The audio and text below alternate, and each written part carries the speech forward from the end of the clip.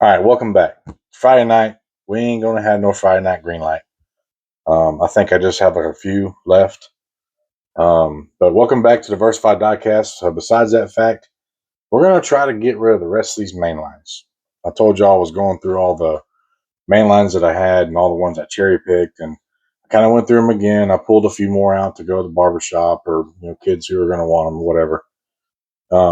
So tonight is kind of like a mix of pure, muscle car era muscle and a few later modern muscle, if you will. I got one of the hot wagons in there from 2023.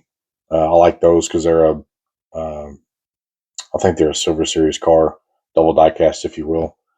And then the next one will be, and I'm not sure if I'm gonna knock all these out tonight and just be done with it, or I'm gonna do these like tomorrow and tomorrow again or Sunday or whatever. I'm gonna try to get the rest of these man lines knocked out.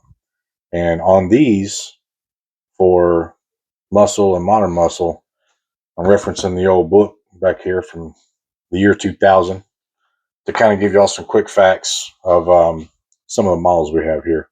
So quick preview of what we're doing. Got these three here. Those. Again, nothing too terribly special. A few old ones in here like that. I got two Buick GSXs in my favorite color, Glacier White. Gas Monkey Vet. There's that double diecast hot wagon I was telling y'all about. And then we got these two guys that are going to be the bookends, if you will. So we'll start with the 2025 G-Case Challenger. And this is a 2017 69 Chevelle. Or, SS396. So we'll, on the main lines, I can't remember how I've been doing them. I think what we'll do is pause the camera here in a minute, move it over, do a front view, cut the cards open, check them out up close. And then when they go on the turntable, I'll kind of read off. I earmarked a few notes, page markers, if you will, because it really covers everything from A to Z, collectible cars, if you will. And I'll give y'all a few sentences here and there. They're real short summaries, but I'm just going to kind of hit the high notes. And, it'll be like production numbers, or it'll be, interesting facts or cons. They have a pretty neat little pro and con list they have in there. These certain model variants on the well known great factors, if you will, and then the obvious cons that they're known for. So we'll dive right in. I'll give this thing a pause, change the camera around, and I'll start going through them and give y'all some good content. So stand by. Let me step up over the desk like I've been doing. Pause the camera. We'll see you in just a minute.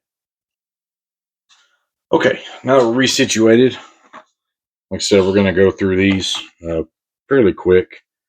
This is a 2025 G-Case 71 Dodge Challenger. Again, this one didn't have any front and rear detailing, but I couldn't put the Mopar down. So I have a pretty decent muscle car mainline collection, and this one I just couldn't give up. I don't really see it everywhere. It is kind of common for some of you guys, throughout the country, I'm sure, but not really around here. Ooh, man, look at that. There you go. There's your $1.25 quality. RT's got a little boo-boo on there. Decent undercarriage, though. Tail pipes are 110% inaccurate.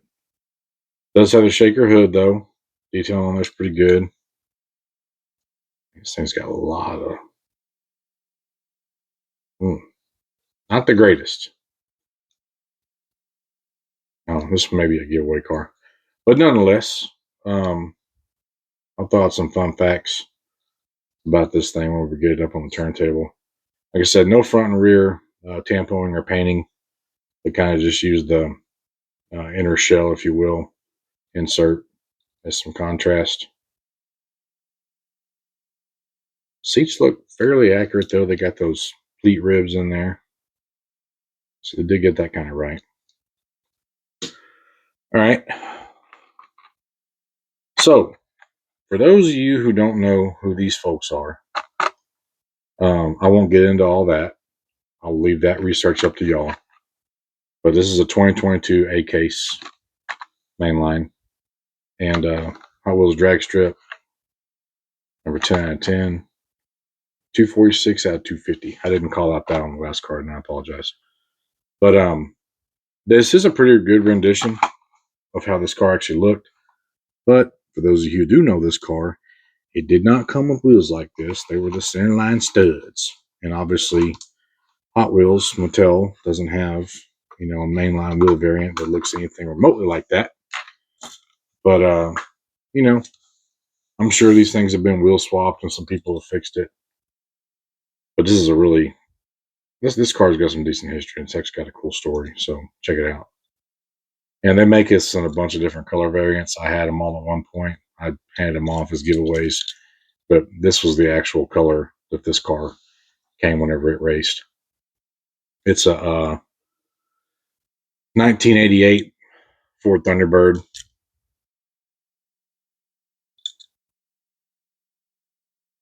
See, got a little mishap there too. Again, that's what 5 quarters will get you,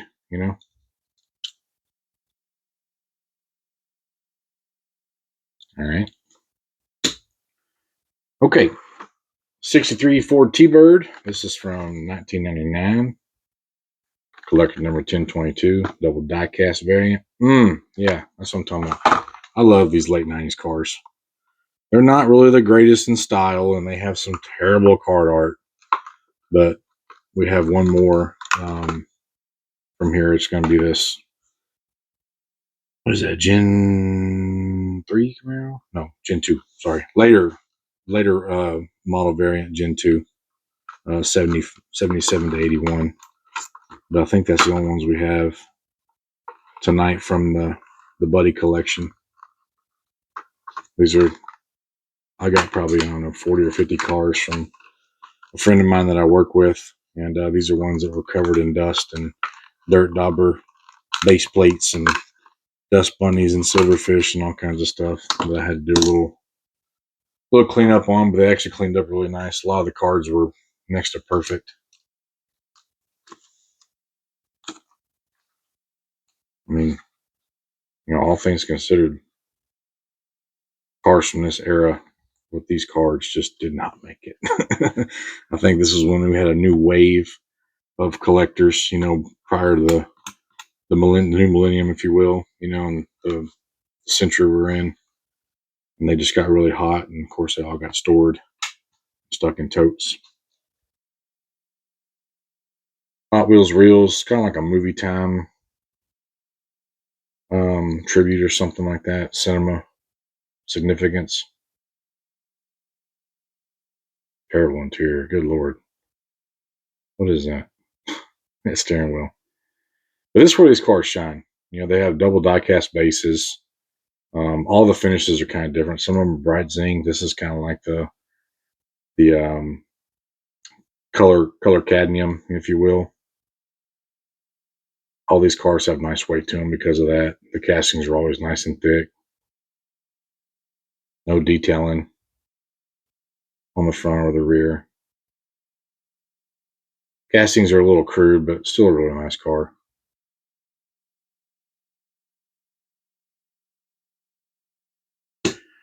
Okay, my favorite muscle car, 70 Buick GSX, and in the Glacier White.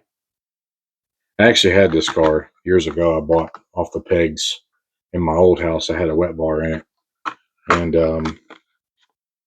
2009 F case,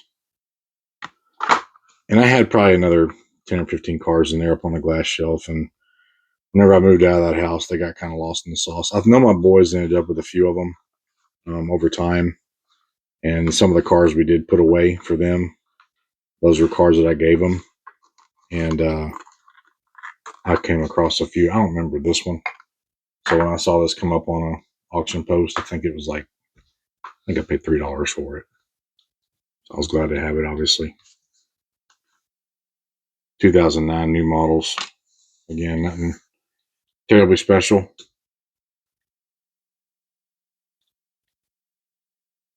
Decent undercarriage. Bluetooth drive shaft. See that? Right there. And why? This has to be from them just getting banged around in the blister. Because you notice it's always on the side where it's up against the card.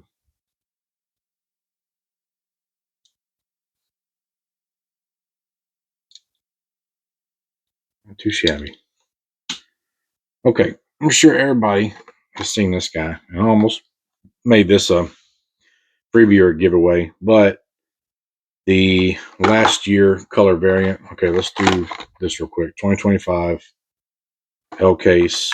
It's from Hot Wheels Modified. 2 out of 5 in the sub series, and 50 out of 250.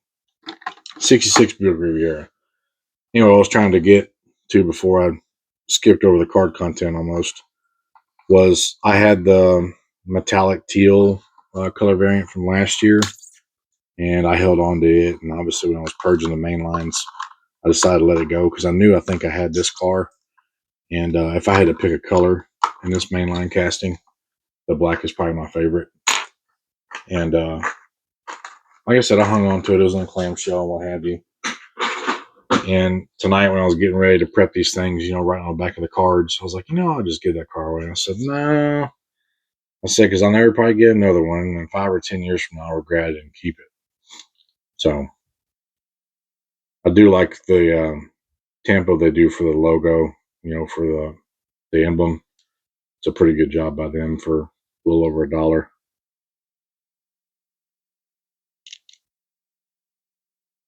So on the bottom. It's not totally flat.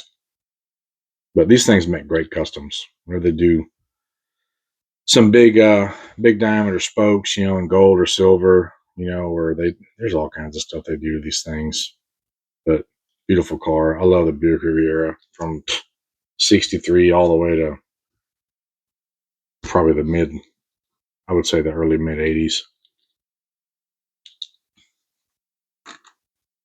All right. So we got another guy from 1999, collector number 1078. This is probably like a 78 or 9 Camaro. It dawned on me whenever I was opening the container up with these cars that were left, getting these things ready for a night. My dad actually had an 80 Camaro. I know he bought it no, I'm sorry, it wasn't an 80, it was a 79. I guess he bought it just after he had that Ford F-150 Ranger packaged, F-150. And prior to when he had his Bronco, or he may have had, I can't remember. I know he had a 79 Camaro that was brown, almost the same color as my mom's Firebird. And he didn't have it very long. I think it was a 305. Wasn't nothing too special. But obviously he didn't keep it that long because you can't deer hunt out of a Camaro. I mean, people do it. It wouldn't be the first deer he strapped across the hood of a car or a trunk of a car.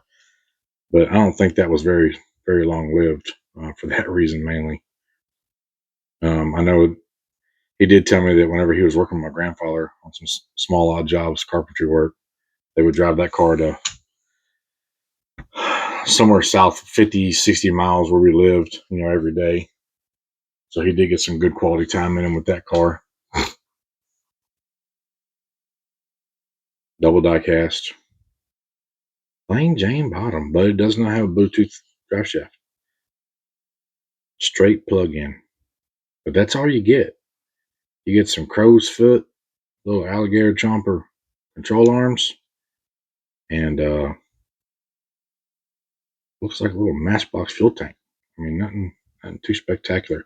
But the livery's good. I cannot stand these wheels. I never have liked these wheels. But I wanted to keep this car because it was double die cast, red, white, and blue. It's got the stars and stripes on it. And this will definitely eventually get a good Real Rider wheel swap or something to that effect. This is probably one of the nicer main lines for 2025. 176 out of the year. Then a Now series, 4 out of 10. And one reason why I kept this, besides it being a Viper, Just look what you got. You got details on the front and the rear.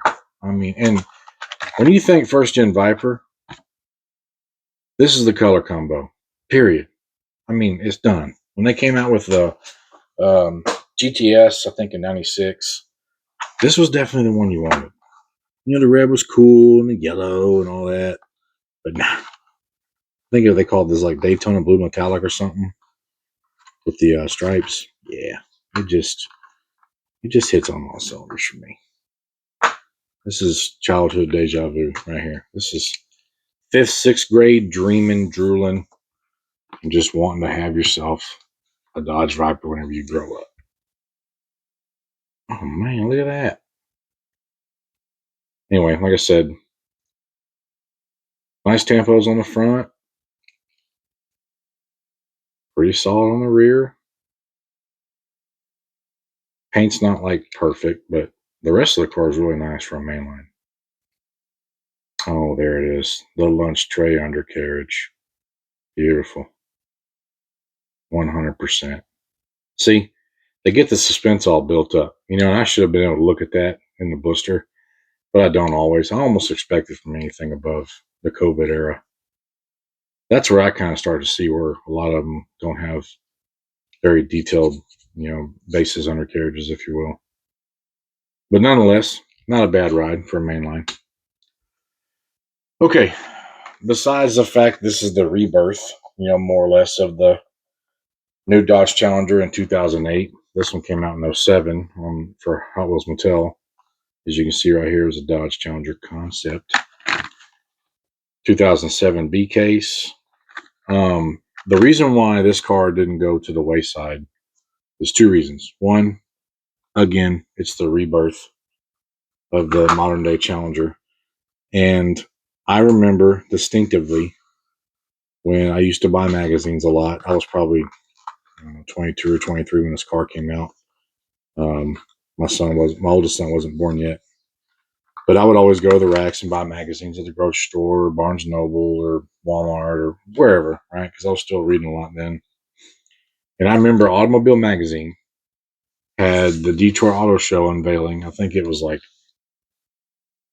oh man, January or February of 2008 issue. It may have been late '07, but it was literally the first gen SRT8 6.1 liter Challenger in this color.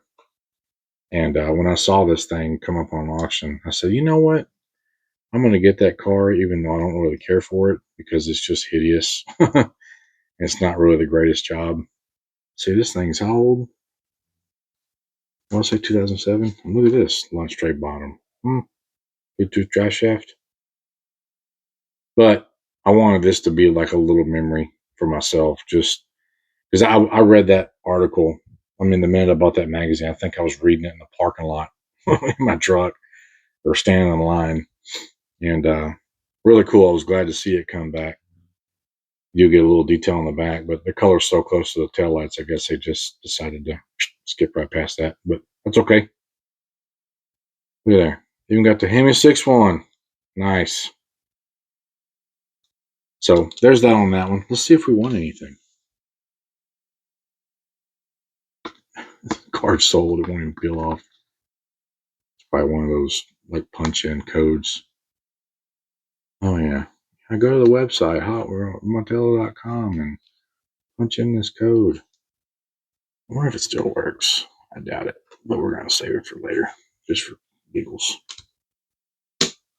Okay. Another 70 Buick GSX, mild on oil pan livery, which is cool. That really stands out on this car with that white paint. This was one that I got from a big trade purchase, if you will, from a couple up in Conroe. Hot Wheels Showroom Sub-Series. Car 249 out of 250 for the year. This is going to be a 2013 K-Case. I'm not probably doing the best pan feel. Let's do a little adjustment there. This is probably going to be pretty similar to that other car from 2009, but we'll see if there's any differences. Paint's flat-ish, eggshell, more or less, not gloss. I like that real straight stripe on there. Nice quality. GSX logo is pretty good. A little paint on there is so-so. Same undercarriage, same casting, obviously. They double printed the Mylodon livery on there. But cool. I'm not sure which one I like better. Obviously, this car is in just a touch bit better shape than this one for being a blister pool. Looks like it's got the old barbed wire treatment on that billboard stripe right there. Okay, I have the premium in this car, and believe it or not, this is kind of a pain to find in the Mainlines. I think this one was found on the shelf. I really can't remember. It's been so long. But this is a 2023 H case. It's the Midas Monkey, which is called the Gas Monkey Garage Corvette on here. 68, first year of this body style. Where are we at? There we go. And if I'm being honest, I wouldn't say that the 68 through 72 is my favorite vet. But it's up there for one reason mainly. I can actually fit in it. I mean, everybody loves a mid-year Corvette. 63 to 67 is, I think that's everybody's dream car, right? Essentially, who's anyone with half a brain cell. But what I like about these cars is they're not like terribly expensive, like a mid-year. Even if you do get a 68 through 72, that is a higher package car, a higher horsepower car. They're still crazy expensive, but they're just a tad bit cheaper than a 63 through 67. And I guess there's just something about this where you still were able to get, big block power, up until 71 or 2, and then the LT1 350, 350 horse motor was actually very desirable, and there's not many of those. And these cars just look nasty, man. When I was growing up, you put them big tires in the back, and you always didn't have to have something sticking through the hood, but just that classic 80s, 90s garbage, But it was stuff we loved growing up as a kid. And a guy I worked for in high school at the water conditioning company, he had a 71 that was a 350 automatic, a really nice car. So I think that's really why I kind of turned my fondness to these cars was just a few people I knew that had them. And I literally looked at one every day at work for, almost the better part of 2 years. So let's see. This is, you know what? I think this one may be a giveaway. I mean, I like the El Caminos and all. I like purple, but I'm just not like, I don't know. I think I'll just make this a barbershop car. So we're going to skip that one for a night. And then we're going to get to the hot wagon. I think I have this whole set now. No, I don't have the GTO wagon, but I do have all the other ones. I know this one's, I think they're all double die cast. This is actually a pretty nice car. It's that blue and white one. This is kind of like a pale bone white.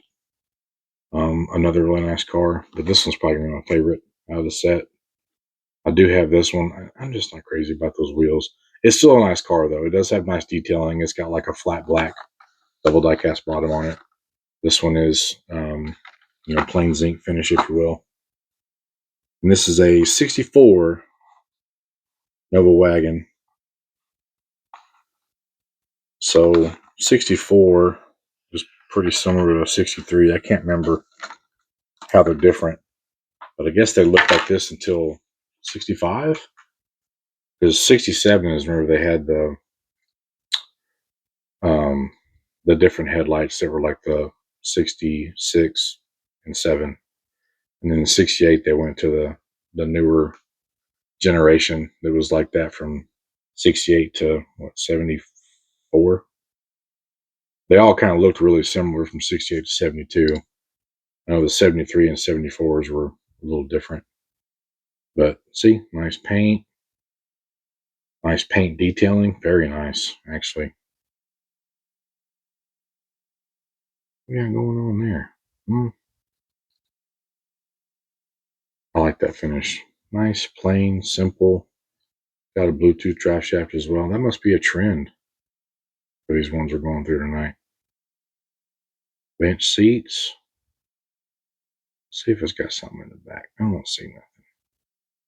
Oh, there's something in there. What kind of Easter egg we got in there? Let me do a little look off camera. Stand by. Huh, it's a toolbox. You got to look at the vans and the wagons. I call them Easter eggs, or whatever you want to call them. They're basically little hidden things, inside the interior. And this one happens to be like a toolbox. And you know what? That might be some kind of cord coming off of there. Anyway, I'll look at it a little closer before we go to the turntable, and I'll let y'all know. Really beautiful paint on this car. And they're not marked as Silver Series, but it might as well be. It looks just like it. You know what I'm saying? Very sweet. Okay, two more. This is another one. If it wouldn't have been for this car, I love the 68 and 9, Coronets, RTs, Super Bs. It don't matter. I mean, it's about the closest thing you can get to a Charger. And I even prefer them, actually, because not everybody wants one. Everybody wants a 69 Charger or a 70. This is a 2025 K case. So kind of a new release, if you will. Muscle Mania, car 5 out of 10 for that sub-series. And overall, it's 208 for the year out of 250. Oh, sorry.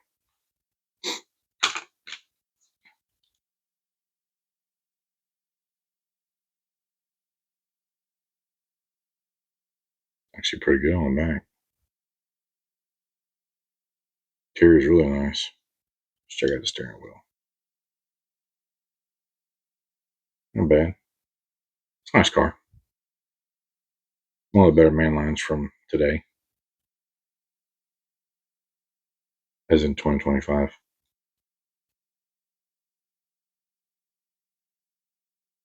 Okay.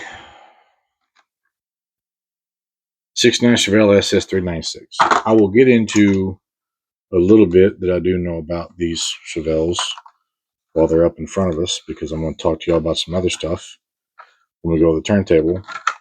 So the 68 and 69 Chevelle look very similar. Same body style.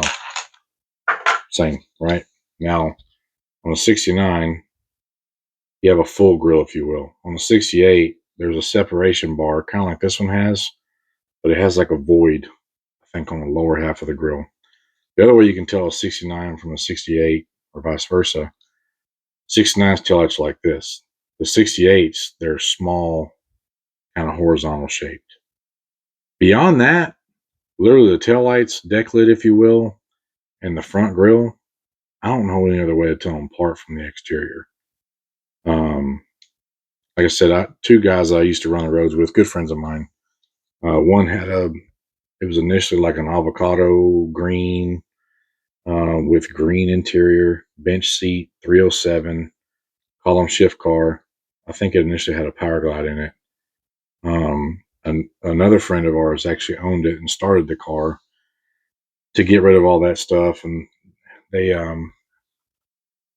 can't remember if I can't remember who did the cam and, some of the valve train work on it. And they had a big old dough pumper on it and intake and all that. And, but my friend, my better friend got the car. He put his own little twist and flavor on it. I rode in that car probably more than any other car, unless it was a parent's vehicle, my teenage years. And another friend of mine, not long after the friend I was talking about had the Malibu, got his on the road, he actually sold a 97 automatic Z28 that was only 3 or 4 years old when he had that car. And they bought a 69 Chevelle SS 396 4-speed, black, and it had the white stripe down the side, had the Krager or the Magnum 500 wheels, if you will, and white interior, beautiful car. I mean, that thing was just, and it over time got some treatments, and it got to be, a little nasty. And that car was definitely enjoyed by him and myself. A lot of good times. So every time I see a 69 Chevelle, I had literally a lot of childhood, teenage memories in those cars. So very, very strong fondness for the 69 Chevelles. Okay, that's it on these. Let me tidy up this godforsaken mess right here, and we'll get y'all some turntable shots, and I'll give y'all a little trivia, a little tidbit of information, and give y'all some key knowledge on some of these. So stand by. Let me get this thing rectified, and we'll get to that. Okay, so the 70 Challenger, the book relates to coupes, and it also has a one for convertibles. So obviously this one's a coupe. Just some fun things they note in this book is this is funny. Uncommon pony car. This is the 4 or the plus column. Muscle models, high performance, smooth styling, probably the nicest in the 70s, and strong club support and collector interest, which is true. These things have a pretty massive cult following if you can afford to own one, right? Its cons were poor materials and construction quality.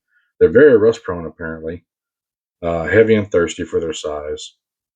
Real room only for 2. The value appreciation leveling off now. Granted, this is in the year 2000, but still climbing. Interesting fact, too, is these things range anywhere from $2,851 new to $3,498 new. And in 70 to 74, they were available with 7 different engine options. 1 inline V6, 318, 340, 360, 383, 426 Hemi, and 440.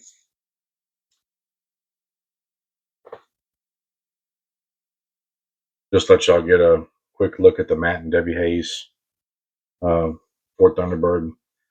I can't even cliff note the history of this car, so I'm just going to let y'all check it out, and y'all can do some research on your own.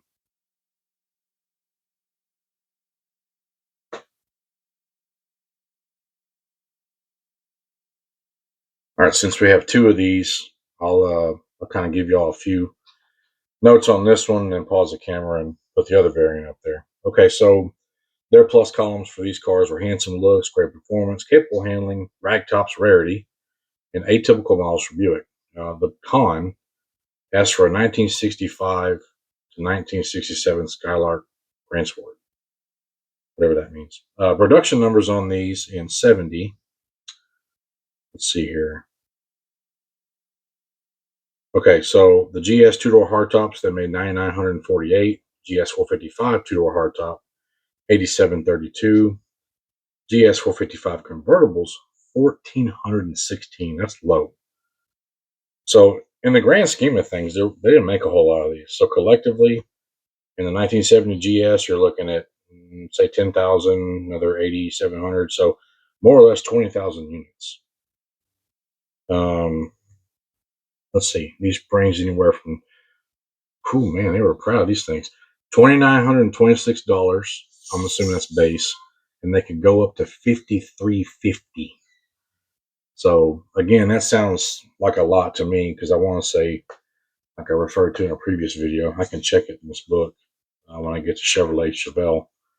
I thought the 70 Chevelle SS 454 LS6, I think those cars were like $4,400 or $4,500. And truth be known, the Buick may have been $500 more just because of what it was, as far as options. But let's put the other one up there, and I'll give you all the rest of the tidbits on the 70 GS. Okay, so horsepower numbers. Let me go to that. You guys are getting a double feature because it's my favorite muscle car, and we have 2 of them here. So in 1970, GM rescinded its unwritten ban on intermediates was less than 10 pounds per horsepower So Buick bolted in this big car, 455 V8. GS 350 became just a plain GS, and the mid-season rival was GSX, which was an $888 package. GSX actually dropped off in 72. 455 carried on. Trying to see where it's showing horsepower numbers. Okay, hold on. So the 455, its rated horsepower in all these year variants was 315 to 360. That's in 70 to 72.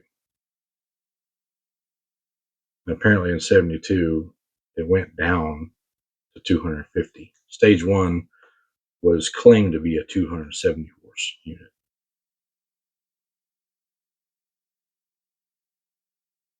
Big car, 200 inches long. I'm sorry, yeah. So the 70 was 200.7 inches long, and 71 and 72 was 3 inches longer. Not really a whole lot more about that than what I told y'all already. Again, pretty low production numbers. I would never dream they were 20,000, give or take. So very cool.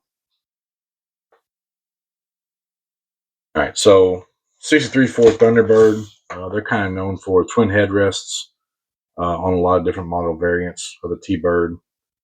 Well, its pro column was it was attractive, unique equipment, pretty rare. Others asked for 61 and 63. Strong appreciation throughout all the years.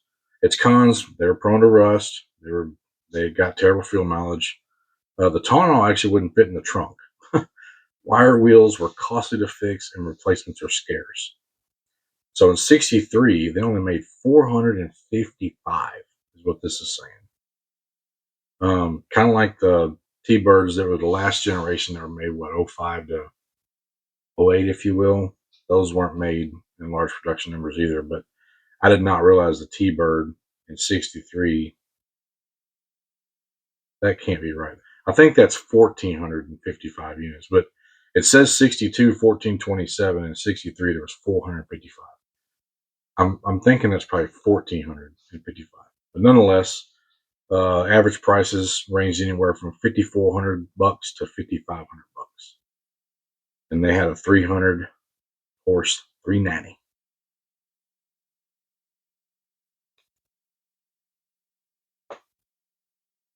Okay, the paint on this thing from Mainline is actually pretty good. I think I commented on that earlier. A little dirty and dusty, but it does look pretty good on the turntable in this black. Okay, so 66 and 67 Riviera. Its downfalls were it was wow, single digit gas mileage, too large for its 4-passenger capacity. 66 they made 45,348. 67 was 42,799. Also a big car, 211 inches long. They either came with a 401 or a 430. 401 was 340 horse, and so okay, this would have been a 401 car because a 66 was a 401, and then they had the 430 Wildcat that came out in the 67s. That was 360 horse. These things new were actually not that bad. I mean, they're still pricey, right? Um, actually, these were probably in the. This was comparable to buying like a GSX or something like that. So in '66 and '7, they were $4,424 to $4,469. So if you would have fast forwarded that, 3 or 4 years down the road, it would have been easily a $500 to $5,200 car,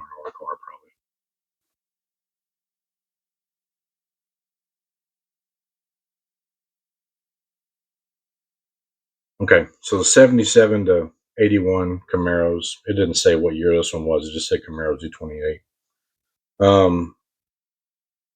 But apparently the 77s were wow. Okay, let's get into that. So production numbers: 77, 14,349. 78, there was 54,907. 79, it went up a little bit more. I mean, a lot more actually. 84,877 units. 80, it declined nearly half, which was 45,137. And 81, it was right around there at 43,272 units. So apparently, when these things come out in '77, They were pretty low production. That's why they're a little more rare. 78, they went up, 30,000 something units, and then they kind of held steady at 80,000 ish for those two mid years, if you will, 79 and 80. Then it fell back off in 81. And obviously, they got the body change in 82.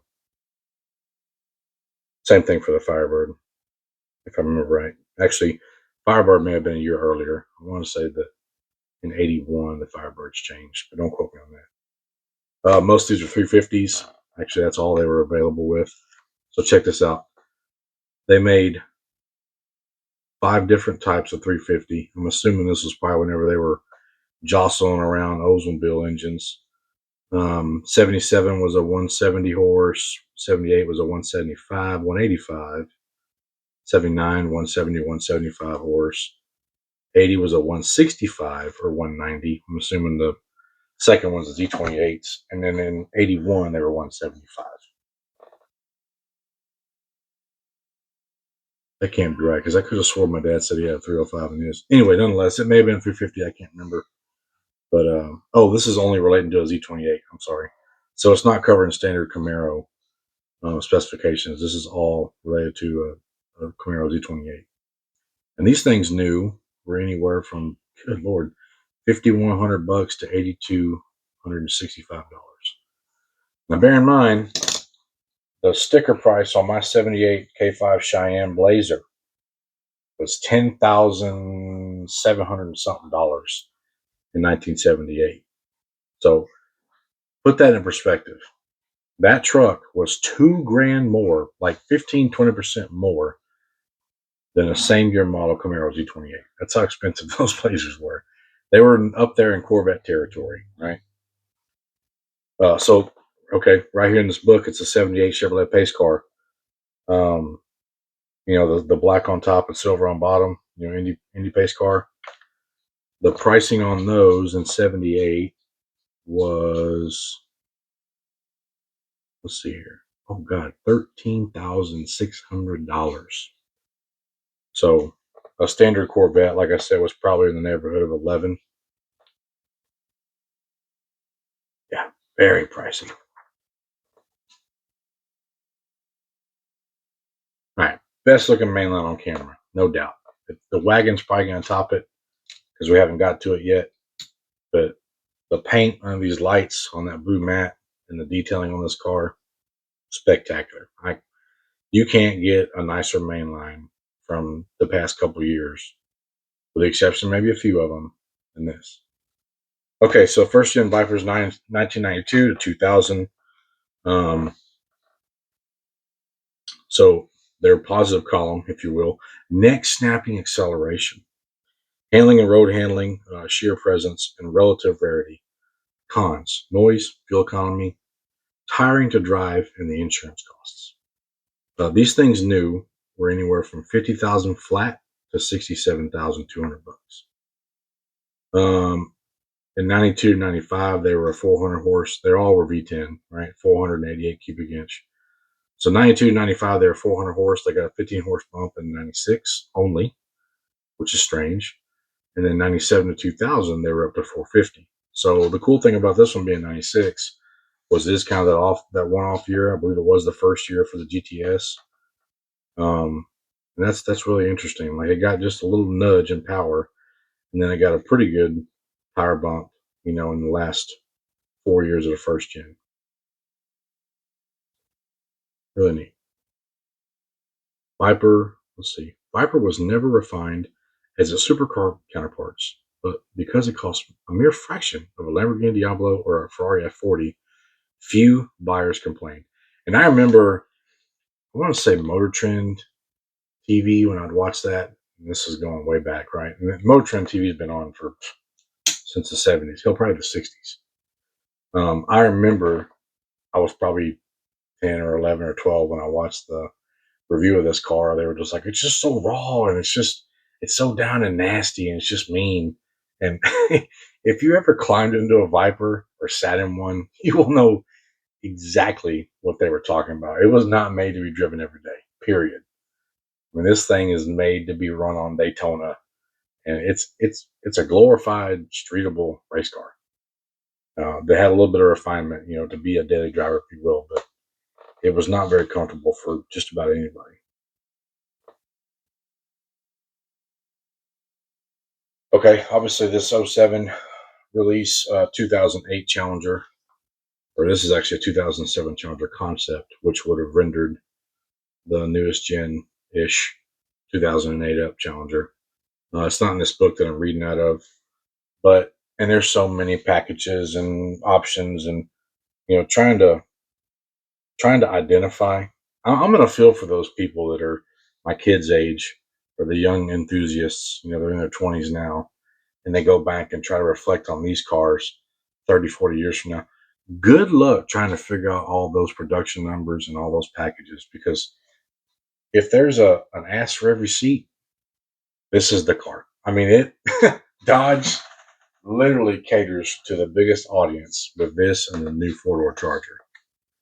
But again, I told you why I wanted to keep this one. It really wasn't that fancy, but I have a relation to whenever this car was released and the magazine covering, if you will. And you don't see these things everywhere, especially now. This is almost a 20-year-old release, so it was good to add to the collection.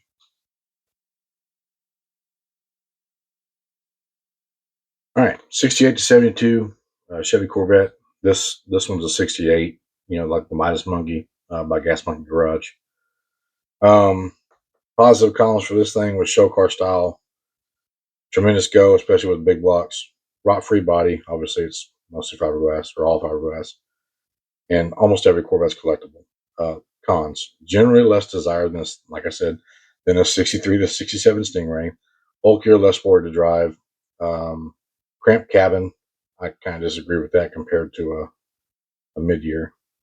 Inconsistent work craftsmanship, often trashed and thrashed by its first owners. Production numbers on the coupes: 9,936 convertibles. Wow, double that amount. So there was twice as many convertibles made in '68, 18,630, and they went up a little bit in '69 on the coupes: 22,154 convertibles, 16,608. So that number dropped. '70 they went way down to 10,668 coupes and 6,600 convertibles. '71 was 1,406.80 coupes and 7,121 convertibles. And they had a bunch of coupes in '72, 20,046, but only 6,500 convertibles. So the lowest convertible number would be 72. No, well, looks like 70 and 72. There were 6,000-ish units. So these things ranged anywhere from $4,300 to $5,400. And they had, in those 4 or 5 years, if you will, they had 327s, 350s, 427s, and 454s. And power ranging all the way from as low as 200, believe it or not. Good Lord, you want to talk about anemic. And obviously the max horse was 460. That was in 1970. You can do the 454. Nice.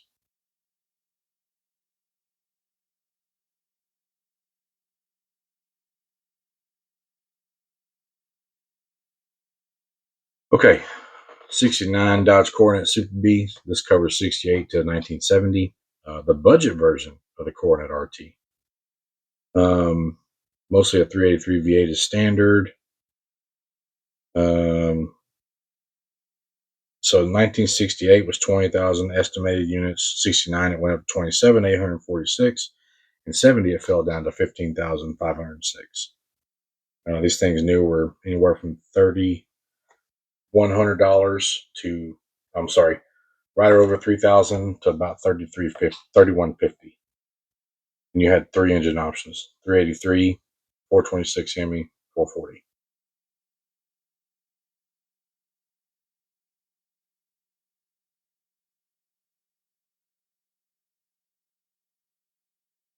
Okay, so the '63 to '67 Chevy 2, if you will. It doesn't cover the wagon in here, but it covers the super sports. So, fun fact, I was telling you the 63 looks a little bit different than the 64. It kind of resembles the 64 by the headlights, but I know the rear looks a lot different on the sedans. Um, 63 did not have a V8 option. I think I remembered that. So 64 was the first year for a V8, and it was a, let's see here, 283. The inline sixes that were also available was a 194 cubic inch, a 230 cubic inch, and a 250 cubic inch. And you could also get a 327 in 64, obviously in the SS. Pretty big power difference too. So 283, I guess in a standard sedan, if you will, would have been 195 horse or a 220 horse, 283. And then if you jumped up to a 327, it was 250 horse up to 350 horse. So 64 and 67, you had a pretty good range of power depending on what you wanted to pay for. These cost around more or less $2,500 new. So obviously a lot cheaper than probably its other counterparts, as it wasn't like a full size car. I mean, it was, but it was, obviously a lot smaller, 180 inches long. What do these things weigh? They're pretty light too. Doesn't say on here. So 64, there was only 10,576 made.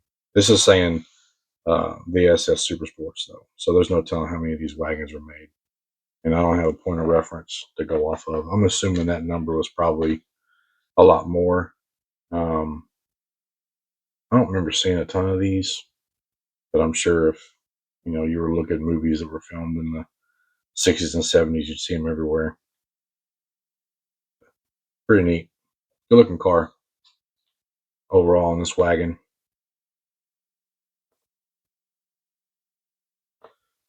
Okay, 69 Chevelle. This is a SS396 according to the Hot Wheels card. So 69, they made 86,307. Its pros was very high, 68 to 70 performance, manageable size, and the styling is still a timeless classic. Its cons: higgish at the pump, lower acceleration potential than earlier midsize SS Chevys, especially post 1970s, but still has good muscle car prospects. You could apparently get these things. Okay, in 68 and 9, 396 was the only engine option for the SS. 3.25 horse, 350 horse, or 375. And these things were 197 to 200 inches long. And they were anywhere from $2,900 to $3,500 delivered in those years.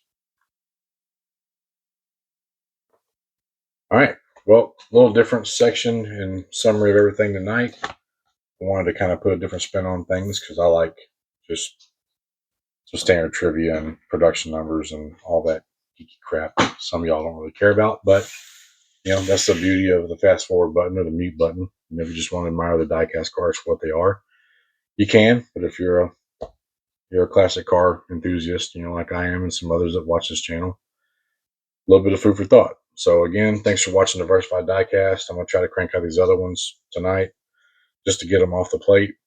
And like I said, the sneak peek on those I gave y'all is the JDMs. There's about 14 or 15 here.